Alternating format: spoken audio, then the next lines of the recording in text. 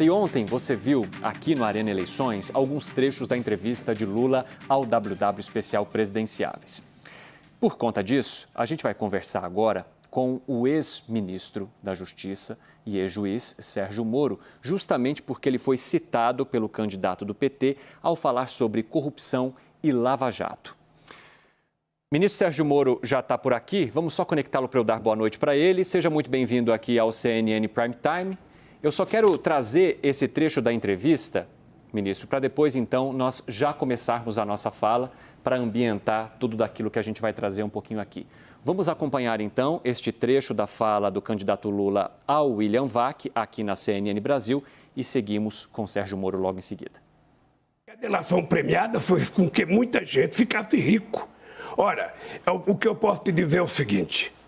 Sabe, o processo de investigação poderia ter sido mais sério se o juiz não fosse o pilantra que foi, se não transformasse a Lava Jato numa questão política, para me proibir de ser candidato a presidente da República, para tentar me condenar. Ou seja, o tempo inteiro, eu tive 358, ou seja, pessoas que prestaram depoimento, eu tive 26 processos, foram todos, eu fui absolvido em todos, fui absolvido pela Suprema Corte, fui absolvido na ONU, na primeira e na segunda instância, ou seja, eu sou um cidadão livre, embora pelo fato das pessoas terem passado 5 anos acreditando na mentira, as pessoas não querem reconhecer. Então, eu estou muito tranquilo que nós vamos continuar combatendo a corrupção, nós vamos continuar dizendo para as pessoas que esse país não comporta efetivamente que a pessoa cometa crime que não seja punido. Ministro, o candidato Lula, do PT, menciona mais de uma vez que esta operação foi uma mentira, uma tentativa de tirá-lo do páreo das eleições. Eu gostaria que o senhor primeiro comentasse a sua visão sobre o que foi dito, então, pelo candidato Lula ao William Vac. Boa noite. Boa noite. Primeiro, boa noite a todos. E eu queria agradecer a oportunidade de ter esse direito de resposta, porque fui citado, fui, inclusive, ofendido. O que a gente tem que deixar muito claramente aqui, inicialmente, é que o ex-presidente Lula mente, ele está sendo mentiroso, porque, primeiro, ele não foi absolvido e nem inocentado, isso é muito claro. Eu proferi uma sentença contra ele, como juiz, aplicando a lei, e o condenei por corrupção e lavagem. Outra mentira dele, ele coloca como se tivesse sido eu apenas que tenha praticado esse ato, mas a minha sentença foi confirmada pelo tribunal em Porto Alegre, por outros 3 magistrados profissionais, que confirmaram a condenação dele por corrupção e lavagem de dinheiro. Depois, essa decisão foi confirmada de novo em Brasília pelo STJ por outros 5 magistrados. Ele ainda foi condenado no processo do sítio de Atibaia, em relação ao qual até hoje não deu uma explicação por que as empreiteiras Odebrecht e OS fizeram obras e reformaram, reformas milionárias, no sítio que ele utilizava como se fosse proprietário. Ele foi condenado nesse processo por uma outra pessoa, por uma juíza corajosa de Curitiba. E essa decisão também foi confirmada no tribunal em Porto Alegre. Então não fui eu apenas, foram vários juízes que o condenaram, que viram as provas e o reputaram culpado. Depois houve anulação, 3 anos depois, pelo Supremo Tribunal Federal, num julgamento que eu reputo um grande erro judiciário, do Supremo Tribunal Federal, mas ainda assim o próprio Supremo Tribunal Federal jamais disse que o presidente era inocente ou o absolveu no mérito das acusações. Então pende sobre o Lula, sobre o candidato, uma nuvem negra que são as condenações e as provas da corrupção na Petrobras durante o governo dele, que ele não explicou, porque não é um caso de corrupção isolado no tempo e do espaço. O que foi revelado pela Lava Jato, e todo mundo bem sabe, é a corrupção vinculada a um projeto de poder, assim como foi no caso do Mensalão. Algo muito diferente desse quadro, em que o presidente mente, no sentido de que ele pretende combater a corrupção ou pretendeu combater a corrupção no passado. Quem pretende fazer isso não instaura uma perseguição e uma difamação contra aqueles que cumpriram apenas o seu dever. Ministro, eu quero aproveitar a sua participação aqui no CNN Prime Time para te perguntar sobre uma outra questão também que envolveu o seu nome agora no último dia 3 de setembro, em que a Justiça Eleitoral cumpriu mandados de busca e apreensão na residência do senhor, que é candidato ao Senado pelo Paraná, aí pela União Brasil, por conta da impressão, né, de santinhos que estariam irregulares, segundo denúncia feita por uma série de partidos. Eu gostaria que o senhor também trouxesse a sua resposta em relação a essas irregularidades que foram apontadas aí na apreensão destes materiais de campanha considerados irregulares. Como que o senhor viu essa operação? Perfeito. Olha, no tempo da Lava Jato, em que eu era juiz e aplicava a lei, porque tinha um grande escândalo de corrupção, nós não recuamos, não varremos sujeira para debaixo do tapete. Nós ordenávamos busca e apreensão e o que nós escolhíamos? Milhões de reais em suborno que havia sido desviado dos cofres públicos por diretores da Petrobras nomeados pelo Lula, por gerentes da Petrobras nomeados dentro desse grande esquema de corrupção. O que nós vimos nessa última data, essa busca e apreensão na minha residência, foi uma tentativa clara de intimidação do PT. O PT fez uma representação dizendo que os santinhos, o material impresso na minha campanha, a letra do nome dos suplentes, estava menor do que o exigido ali pela regulamentação. Esse tipo de irregularidade a gente vê na propaganda de vários candidatos e algo não intencional. Um erro, talvez, aqui da campanha, bastaria ali uma notificação, uma informação, olha, arrume o material. Mas não, eles quiseram fazer uma busca e apreensão, e aqui eu não culpo a Justiça Eleitoral, eu respeito as instituições, mas o PT quis fazer uma busca e apreensão na minha casa com o objetivo claro de me constranger, que vai exatamente nessa linha. Eles querem perseguir e punir todos que cumpriram o seu dever contra a corrupção e que desagradaram o partido. Por isso eu acho muito engraçado quando eu vejo algumas pessoas do PT e seus aliados falando em defender a democracia. Que democracia é essa? Que juiz que cumpriu o seu dever, que promotor que cumpriu o seu dever, que delegado que cumpriu o seu dever são perseguidos pelo PT. Esse é um prenúncio do que nós teremos caso o Lula venha a ser eleito. Espero que não seja, e eu tenho colocado de maneira muito clara aqui, Lula e o PT são atualmente meus adversários. Na época da Lava Jato, eu era o juiz cumprindo o meu dever. Agora eu estou entrando na política e eu tenho que refutar e eu tenho que combater essas tentativas de perseguição. Isso não é algo que reflete um sentimento do PT de que ele reconhece os erros no passado. Pelo contrário. E, aliás, o próprio presidente vem em rede nacional, me desculpe aqui a sinceridade, mentir a respeito, dizendo que foi absolvido ou inocentado, nunca foi e jamais será. Ministro, antes da gente passar só a pergunta aqui para colegas que também querem questioná-lo sobre outros assuntos, o senhor está mencionando mais de uma vez a perseguição que o senhor tem sofrido e que sofreu como juiz que cumpriu o seu dever. Mas o Supremo Tribunal Federal mencionou mais de uma vez que a Justiça Federal foi incompetente, teve incompetência, teve parcialidade no julgamento dos casos envolvendo o ex-presidente Lula. O senhor, em nenhum momento, reconhece que tenha havido que o senhor tenha ultrapassado um limite na hora de julgar estes casos, de fato? Na forma como o senhor atuou com o Ministério Público Federal, ou justamente pelos motivos da Justiça Federal apontarem que o senhor foi incompetente na hora de analisar estes casos ou de julgá-los? Eu posso te dizer com muita tranquilidade, quem foi condenado e preso na Operação Lava Jato se encontra em uma dessas duas situações. Ou pagou propina, ou recebeu propina. E o que nós tínhamos era um passado de impunidade no Brasil da grande corrupção. Quantos e quantos escândalos nós vimos e nada acontecia. E a Lava Jato, ela foi feita, foi um marco que quebrou essa impunidade. E ela não foi o trabalho de um juiz, de um procurador, de um delegado.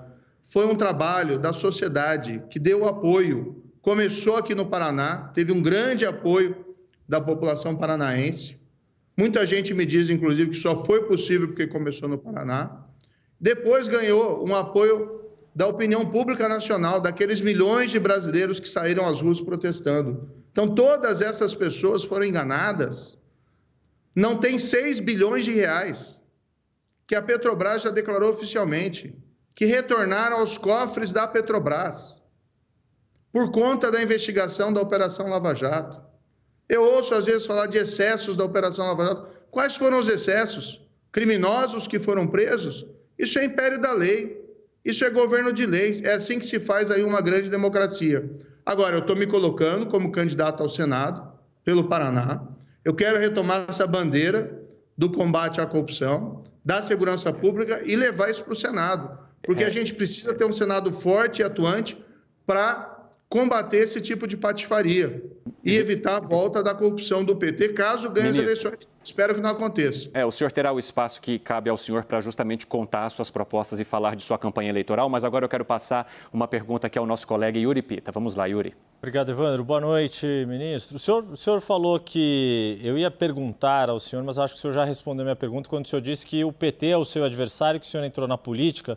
Posso inferir que depois da sua eleição, ganhando ou não a eleição para o Senado, o senhor vai continuar em campanha a favor de Bolsonaro e contra o ex-presidente Lula, que o senhor não quer que volte ao poder.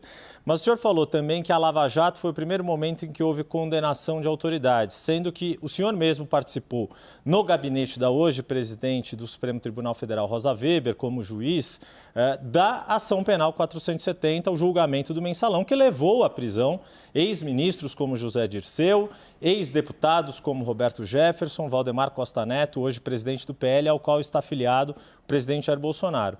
Minha pergunta ao senhor, o que leva o senhor a crer que, no quadro atual que estamos, com Lula e Bolsonaro indo para o segundo turno da eleição presidencial, vai haver diferença no enfrentamento da corrupção com Bolsonaro e não com Lula, sendo que Bolsonaro está num partido de uma pessoa que foi condenada no mensalão e sendo que sabemos que há uma série de questões que o presidente ainda não se explicou, como, por exemplo, essa questão que está vindo à tona sobre os imóveis comprados pela família do presidente. Bem, o mensalão merece também todos os elogios. Agora, a gente tem que colocar e distinguir que a Lava Jato rompeu com esse padrão de impunidade numa magnitude mais ampliada, sem tirar qualquer mérito do mensalão. Foi um marco, inclusive, o mensalão abriu as portas, o julgamento, a condenação, abriu as portas para a aplicação de uma justiça penal mais efetiva àqueles poderosos que sempre tripudiaram contra a população. Porque esse dinheiro desviado da corrupção é aquele dinheiro que falta no posto de saúde, é o dinheiro que falta muitas vezes na transferência de renda, é o dinheiro que falta na obra pública. A gente sabe disso. A população sofre por conta desse motivo. Agora, por que eu me estou colocando, Yuri, como candidato? Eu quero levar essa bandeira de volta lá. Realmente, essa bandeira foi deixada um pouquinho de lado. A gente tem aí o que a gente viu na pandemia, definiu outras prioridades e teve também uma reação política muito forte desse sistema da corrupção, da velha política, que quer impunidade de volta. O que eu tenho feito? Me colocado como candidato ao senador e tenho empunhado aquelas bandeiras que muitos deixaram para trás por oportunismo. Fim do foro privilegiado, a volta da execução em segunda instância, o resguardo e a proteção das autoridades que se envolvem e realizam investigações contra poderosos. Eu acho que esse é o debate relevante. Por exemplo, o Lula foi indagado se ele respeitaria a lista tríplice para a indicação do Procurador-Geral da República. Ele não respondeu. Ele não consegue, aliás, responder com facilidade qualquer pergunta relacionada aí a combate à corrupção, porque ele tem o telhado de vidro nesse assunto. O que a gente tem que fazer? Vamos buscar a institucionalização da lista tríplice para a indicação do Procurador-Geral da República. O atual procurador também não foi da lista tríplice, candidato. Oi? O atual procurador-geral também não fazia parte da lista tríplice. Não, perfeito, mas isso que eu estou falando. Se a iniciativa não vem do presidente da República, que venha do Senado. Cadê o Senado forte e atuante que a gente precisa? Cadê os nossos Rui Barbosa, Joaquim Nabucos, aqueles que destacaram tanto no passado? Porque o espaço de transformação do país para melhor, para a gente melhorar a vida das pessoas e não ficar apenas melhorando a vida dos políticos, pode vir de outras instituições que não a presidência da República, pode vir do Senado. Por isso, quem quer que ganhe as eleições, deixar claro aqui, espero que não seja o Lula, tá? Mas quem quer que ganhe as eleições presidenciais, a gente ainda assim precisa de um Senado forte e atuante, independente, gente lá que não se vende por cargo, não se vende por verba, e eu acho que eu já provei isso, pelo que eu fiz no passado, que eu não me vendo, que eu estou ali para defender o interesse público e os interesses da população. Ministro, temos mais uma pergunta agora de Felipe Moura Brasil. Vai lá, Felipe. Boa noite, ministro. O senhor falou que muitos abandonaram as bandeiras do combate à corrupção em razão de oportunismo. O senhor teve diversos ruídos com o presidente Jair Bolsonaro enquanto era ministro da Justiça e Segurança Pública nesse sentido, desde a transferência do COAF, do Ministério da Justiça, passando pelos jabutis ali sancionados pelo Jair Bolsonaro, presidente da República, no pacote, desfigurando o pacote anticrime proposto pelo senhor. O senhor também denunciou a interferência na Polícia Federal feita pelo presidente e agora, nesse período eleitoral em que o senhor precisa dos votos de bolsonaristas no Paraná, a gente nota uma baixa nessa temperatura, nesse tom, em relação a críticas ao presidente, à sua família, aos seus apoiadores de um modo geral. É uma estratégia eleitoral? O senhor falou de bandeira, o senhor continua aí defendendo a volta da prisão em segunda instância, etc. Mas qual é a sua posição a respeito do presidente Jair Bolsonaro? O senhor parou de criticá-lo? Olha, Felipe, eu tenho um ponto muito sério em relação a isso, que eu tenho colocado aqui reiterado, que é o seguinte: eu e o presidente Bolsonaro, nós temos um adversário em comum, que é Lula, que quer destruir a Lava Jato, todo o legado da Lava Jato, e quer perseguir implacavelmente todos aqueles que se envolveram e trabalharam na operação. Querem transformar os agentes da lei em bandidos e os bandidos ali em inocentados, quando a gente sabe que isso não aconteceu. Então, a minha luta, a minha insurgência é em relação a isso. Agora, você pode ter certeza, Felipe, de uma coisa: eu jamais abandonarei os meus princípios e os meus valores. E estou colocando o meu nome para ir ao Senado, não para me tornar um político como os outros, mas um político que defenda essas bandeiras históricas e que não seja subserviente a quem quer que seja. A minha marca, da minha história como juiz, ministro da Justiça, e o que eu pretendo fazer no Senado é ser uma voz forte e independente no Senado para defender sempre fazer o que é certo.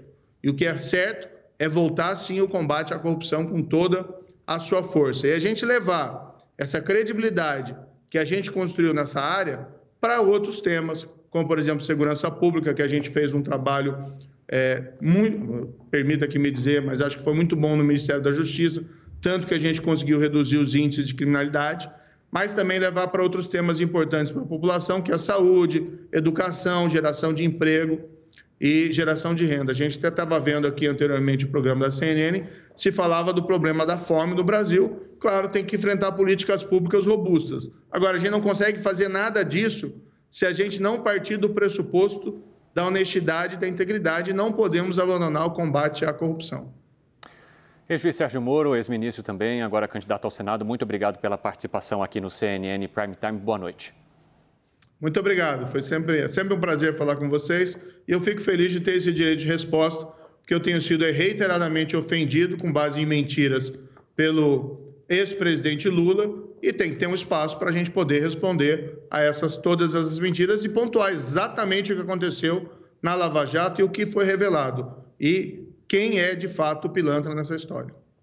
Muito obrigado, boa noite, até a próxima. Bom, deixo claro também que o espaço está aberto para manifestações tanto do Partido dos Trabalhadores quanto do candidato Luiz Inácio Lula da Silva sobre as falas do ex-ministro e ex-juiz Sérgio Moro nesta edição do CNN Prime Time.